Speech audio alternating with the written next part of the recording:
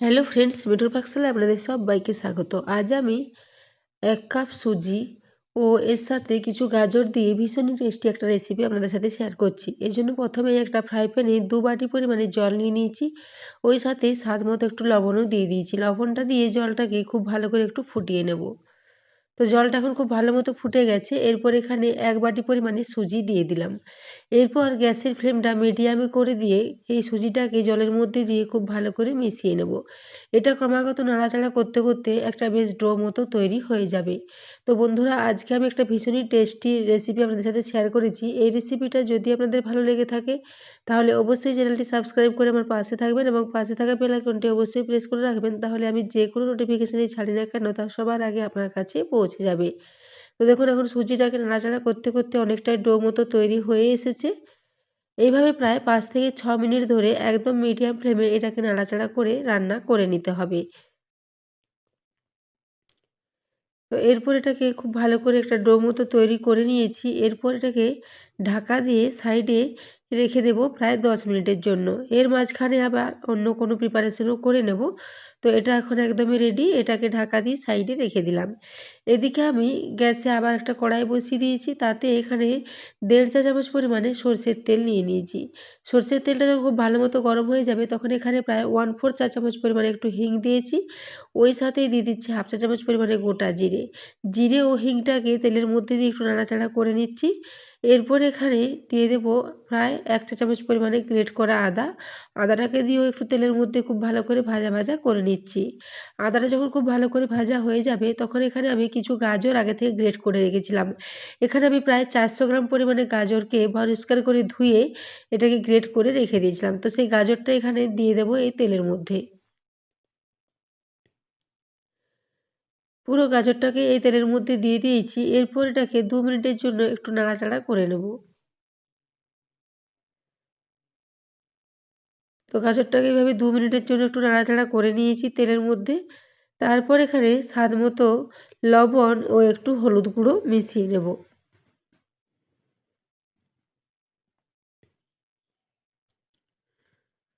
তো এজন্য এখানে প্রায় 1/4 চা চামচ পরিমাণে একটু হলুদ গুঁড়ো দিয়েছি এবং স্বাদ মতো এখানে লবণও দিয়ে দিয়েছি প্রায় 1/2 চা চামচ পরিমাণে। এরপর লবণ ও হলুদটা দেওয়ার পরও খুব ভালো করে এটাকে একটু নাড়াচাড়া করে মিশিয়ে নেব।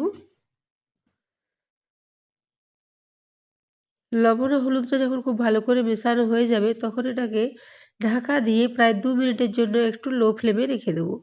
গাজরটা এমনিতেই খুবই ঝিরিঝিরি করে গ্রেট করা আছে, এটা সেদ্ধ হতে একদমই টাইম লাগবে না। তো এটাকে ওই জন্য 2 মিনিটের জন্য একটু রেখে দিয়েছিলাম যাতে গাজরটা খুব ভালো মতো সেদ্ধ হয়ে যায়। তো 2 মিনিট পরে ঢাকাটা খুলে নিয়েছি। তারপর আবারও গাজরটাকে খুব ভালো করে একটু নাড়াচাড়া করে নিচ্ছি। এরপর এখানে আমি কিছু শুকনো মশলার গুঁড়ো দিয়ে দিচ্ছি। তার জন্য এখানে প্রথমে 1/2 চা চামচ পরিমাণে ধনে গুঁড়ো দিয়েছি এবং 1/2 চা চামচ পরিমাণে একটু লাল লঙ্কার গুঁড়ো দিয়েছি। এরপর লঙ্কা গুঁড়ো ও ধনে গুঁড়োটাকে দিয়েও খুব ভালো করে একটু মিশিয়ে নাড়াচাড়া করে নেব। তো মশলাটা যখন খুব ভালো করে গাজরের সাথে মিশে যাবে তখন এখানে প্রায় 2 চা চামচ পরিমাণে একটু বেসন দিয়ে দিচ্ছি।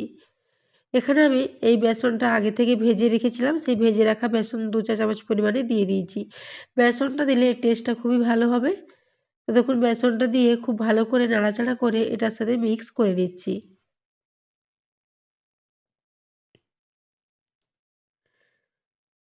তো বেসনটা এখন খুব ভালো করে এর সাথে মেশানো হয়ে গেছে।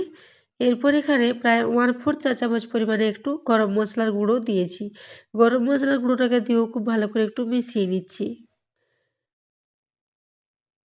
এখন এটা একদমই রেডি হয়ে এসেছে।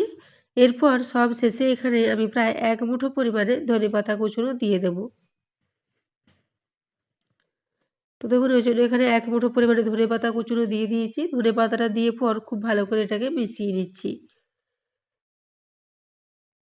তো এটা এখন খুব ভালো করে মেশানো হয়ে গেলে এটাকে একদম নিচে নামিয়ে ঠান্ডা করে নেব। তো দেখুন, এটা খুব ভালো করে মিক্স করে নিয়েছি। তারপর এটাকে সাইডে ঠান্ডা হওয়ার জন্য রেখে দেব।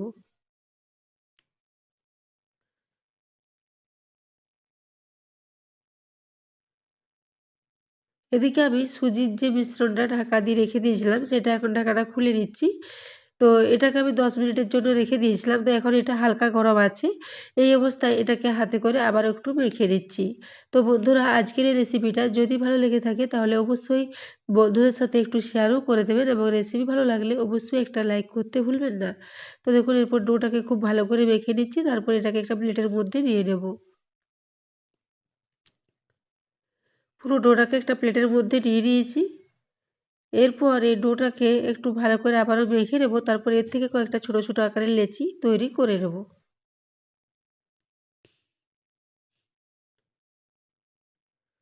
তো এইজন্য এটাকে প্রথমে একটু লম্বা, লম্বা করে নিয়েছি। তারপর এর থেকে খুবই ছোট, ছোট আকারে কয়েকটা লেচি কেটে নিচ্ছি। তো সুজির ডোটাকে খুবই মসৃণ করে মেখে নিতে হবে। তাহলে রেসিপিটা তৈরি করতে সুবিধে হবে। তো দেখুন এর থেকে আমি বেশ কয়েকটা এরকম ছোট, ছোট লেচি কেটে নিয়েছি। তারপর এগুলোর থেকে এগুলোকে আবার একটু গোল, গোল করে তৈরি করে নেব। তো দেখুন এভাবে আমি সবগুলোকে একটু গোল, গোল করে নিচ্ছি।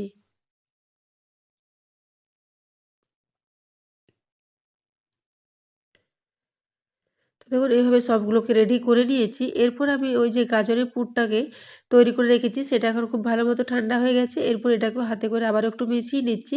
তারপর এই মিশ্রণটা থেকেও কয়েকটা বেশ বলের মতো করে আগে রেডি করে নেব। তাহলে রেসিপিটা তৈরি করতে সুবিধা হবে।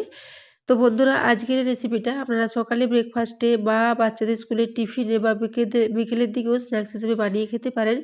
কিংবা বাড়িতে হঠাৎ করে গেস্ট আসলেও আপনারা এই রেসিপিটা ট্রাই করতে পারেন। ভীষণই টেস্টি একটা রেসিপি, ভীষণই মুখরোচক, ভীষণই খাস্তা একটা রেসিপি। তো দেখুন এরপর এটাকেও আমি কয়েকটা গোল, গোল বলের মতো করে আগে রেডি করে নিয়েছি।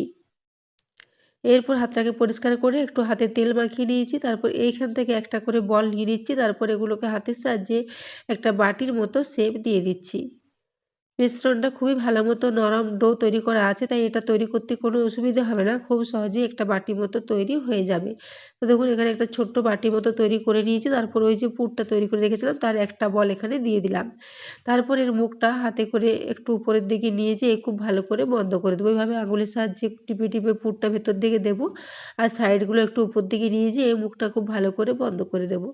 তো বন্ধুরা আজকে আমি একটা সুজি ও গাজরের কচুরির রেসিপি আপনাদের সাথে শেয়ার করেছি। এখানে আমি সুজি ও গাজরের একটা ছোট কচুরির রেসিপি আপনাদের সাথে শেয়ার করেছি। আপনারা চাইলে এটাকে চাকি বেলুনের সাহায্যে একটু বেলে লুচি বা পুরির মতো করেও তৈরি করতে পারেন। সেক্ষেত্রেও এটা ভীষণই ভালো হবে। কিন্তু আমি এটাকে এভাবে মিনি কচুরির মতো করেই তৈরি করেছি। তাহলে এটা দেখতেও ভালো লাগবে এবং খেতেও ভীষণই টেস্টি হয়েছিল। তো দেখুন এরপরে আমি এগুলোকে এভাবে একটা তৈরি করে নিয়েছি।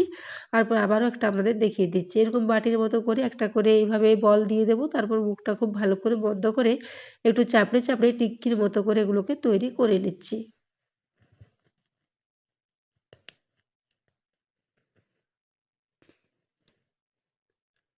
তো দেখুন এখানে আমার দুটো তৈরি করা হয়ে গেছে। ওই একইভাবে আমি সবগুলোকেই তৈরি করে নেব।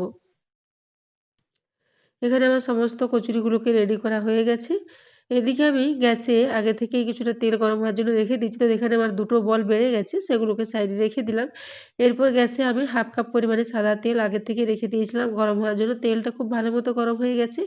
এরপর গ্যাসের ফ্লেমটা এখন মিডিয়ামে করে দিয়েছি। মিডিয়াম ফ্লেমে এগুলোকে নাড়াচাড়া করতে, করতে একটু লাল, লাল করে ভেজে নেব।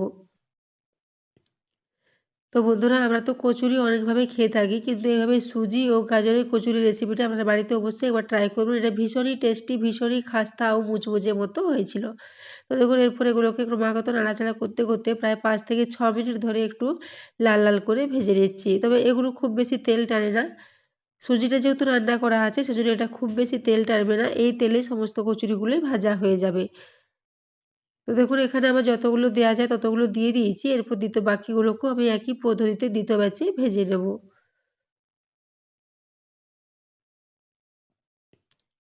তো এরপর কচুরিগুলোকে একটা ছান্তার মধ্যে তুলে নিচ্ছি। তারপর এর এক্সট্রা তেলটা ঝরিয়ে নেব। তারপর এগুলোকে একটা প্লেটের মধ্যে নিয়ে নিচ্ছি।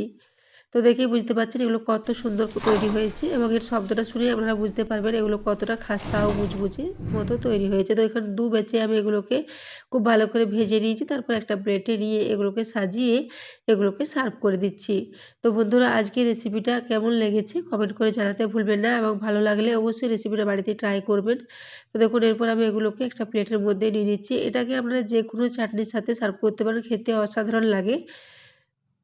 তো এরপর আমি এটাকে একটা প্লেটের মধ্যে নিয়ে নিয়েছি। এরপর একটা শব্দ আপনাদের আমি দেখিয়ে দিচ্ছি, দেখুন এগুলো কতটা খাস্তা ও মুচমুচে হয়েছে। উপরটা ভীষণই খাস্তা ও মুচমুচে এবং ভেতরটা গাজরের পুরে ভর্তি। ভীষণই টেস্টি হয়েছিল রেসিপিটা। তো বন্ধুরা এই রেসিপিটা আপনারা বাড়িতে অবশ্যই ট্রাই করবেন। তো এরপর আমি একটা কেটে দেখিয়ে দিচ্ছি, দেখুন ভেতরটা গাজরে পুরে ভর্তি এবং উপরটা ভীষণই খাস্তা। তো বন্ধুরা আজকের রেসিপিটা এতক্ষণ পর্যন্ত দেখার জন্য আপনাদের অশেষ ধন্যবাদ। আবারও চলে আসবেন নিত্য নতুন কোনো ভিডিও নিয়ে। ততক্ষণের জন্য সবাই সুস্থ থাকবেন, ভালো থাকবেন।